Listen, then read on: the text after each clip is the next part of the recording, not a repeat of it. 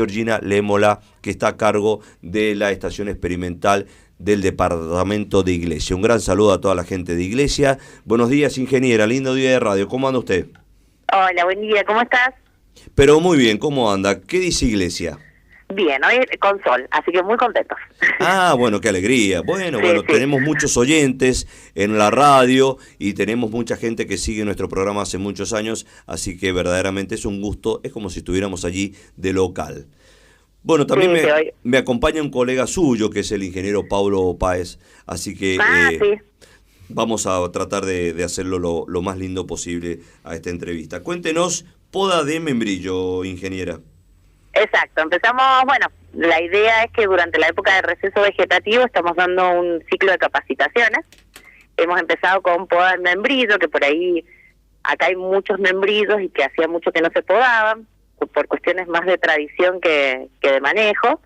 Así que bueno, la semana pasada empezamos en la finca de un productor a realizar podas, un taller práctico, y de paso aprovechamos y damos algunos conceptos teóricos de fisiología, de aprender a reconocer las estructuras reproductivas del membrillo para cuidarlos en la poda, y también aprovechamos para dar toda la parte del manejo sanitario, que también es otro tema bastante particular del membrillo, por el tema de la polilla y de la mosca, de saber diferenciar las cuestiones básicas como para hacer un buen manejo de las plantaciones. Bien. Relación a los cursos que está dando el INTA para saber podar el membrillo. Por ahí notamos que qué crecimiento tiene hasta que se haga un poco más árbol el membrillo. Claro. No, nosotros en realidad, bueno, ahora este en particular fue ya de membrillos ya establecidos con una cierta cantidad de años, donde se les hizo más una poda reproductiva, digamos, de renovación de material de reproducción, que una poda de formación. De todos modos, se les dio varios conceptos de, bueno, ¿qué pasa si yo recién tengo una planta, recién la adquiero, si la tengo que formar en vaso, cómo la tengo que formar, qué cuidados tengo que tener en la plantación?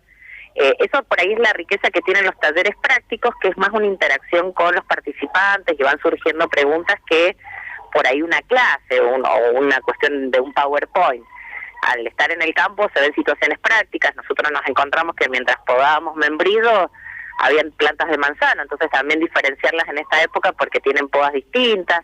Así que bueno, fue bastante, fueron muchos productores, mucha gente que se dedica a podar. Fue muy muy enriquecedora la tarde. Hola Georgina, buen día, ¿cómo te va? Hola, ¿cómo estás, Pablo? Mira, siguiendo lo que estabas diciendo, que para la audiencia, comentanos qué sería lo que más importante tiene que tener para la poda. Justamente lo que estaba diciendo, para más que nada también hay que diferenciar, ¿no es cierto?, los distintos tipos de poda que se hacen. Claro. Así que bueno, esto de decir cuáles son los tips o lo más importante que tienen que saber al momento de podar. Claro, bueno, lo principal del membrillo que nosotros hablábamos, que por ahí tiene una poda diferencial por ahí. Recordar que el membrillo es un frutal de pepita, que se le llama, es decir, que está con la manzana, con la pera, el membrillo, digamos, como que están en la misma categoría, que se diferencian por ahí de un frutal de carozo, que tiene otras estructuras que son las que uno tiene que cuidar durante la poda.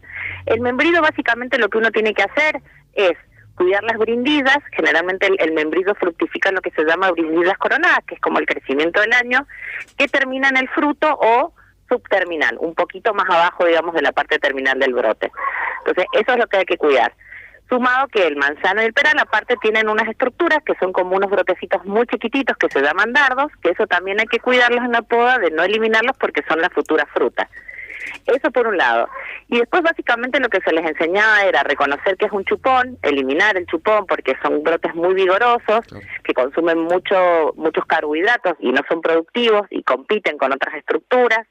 Generar una cuestión de limpieza dentro del árbol para que se favorezca la aireación, la iluminación.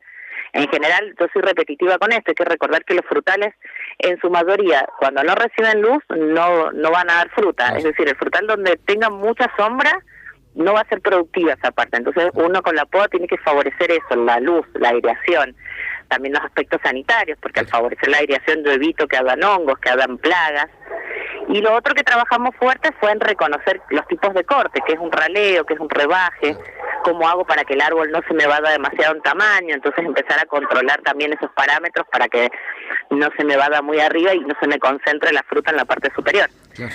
Eso fue como lo básico. Podamos algunos árboles ahí entre todos, también como para perder el miedo a la práctica y al corte, porque a veces uno saca mucho material y eso a veces asusta, pero en realidad le está haciendo un bien también a la planta, renovando el material.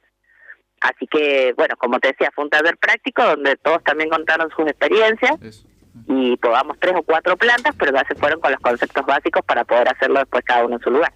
Claro, sí, por ahí esto lo que decís que es muy interesante, esto digamos el feedback que se genera o este ida y vuelta que con el productor, que por ahí tienen el conocimiento, pero de otra forma, digamos, más que nada la experiencia. Por ahí está bueno esto de bueno, tener en cuenta estas cosas, que por ahí hay productores que lo hacen o personas también lo hacen en forma tradicional. Claro, sí, y había muchos productores que, por ejemplo, no habían podado membrillos, pero sí habían podado otros frutales. Bueno, entonces también relacionar esos conceptos o esos conocimientos que ellos tenían con la práctica que estábamos haciendo ese día en particular en el membrillo. Pero sí, eso es lo que tiene los talleres teórico-práctico por ahí, cuando se hacen en campo, tienen esa riqueza extra que es, bueno, poder realizar la práctica y no verla solamente en fotos. Claro. Y bueno, y también algunas recomendaciones, que eso es muy importante, de cómo desinfectar las herramientas, cómo afilar las herramientas, que es muy importante para realizar una poda prolija y una poda que no termine siendo peor al árbol, lastimándolo o fomentando el ingreso de enfermedades. Entonces también algunos tips de eso, cómo desinfectar la herramienta, qué pasa si tengo un árbol enfermo, cómo lo debo podar. Así que bueno, fueron 3 horas de mucho intercambio. Lo que pasa es que se puso frío, así que sí, acá los talleres son cortos. Sí. Sí, mira, y también estaría bueno, ya que siguiendo lo que estás diciendo también, el tema del membrillo tiene algunas características particulares en cuanto a las plagas. No sé si quieres mencionar algo de eso para que también, ya que estamos, o sea, que el productor sepa que, a ver, la poda es un inicio, digamos, de lo que es el ciclo productivo, pero bueno, después hay que continuar con algunos labores, algunas prácticas que hacen, ¿no es cierto?, por ejemplo, la sanidad del cultivo, justamente lo que está diciendo vos, de eliminar partes que están dañadas, pero bueno, después se continúa. No sé si querés... Sí, bueno, hablamos mucho de eso porque, bueno, dentro de toda iglesia sanitariamente tiene un estatus bastante positivo, o sea, muy bueno. El problema es que, bueno, sí, hay carpocapsa, que es la polilla de la pera y la manzana, hay mosca de los frutos, y por ahí el error que más se comete es que se confunden estas plagas. Sí. Entonces, uno hace tratamientos para eliminar una plaga pensando que es esa y en realidad lo que la está atacando es otra. Claro. Entonces lo que hicimos en campo fue tomar algunos frutos y ver, bueno, los partimos por la mitad. Es muy sencillo ver si es carpocapsa, que es la polida, porque es una galería que hace en el fruto, es un túnel que hace en el fruto para llegar a la semilla, porque básicamente se alimenta de la semilla.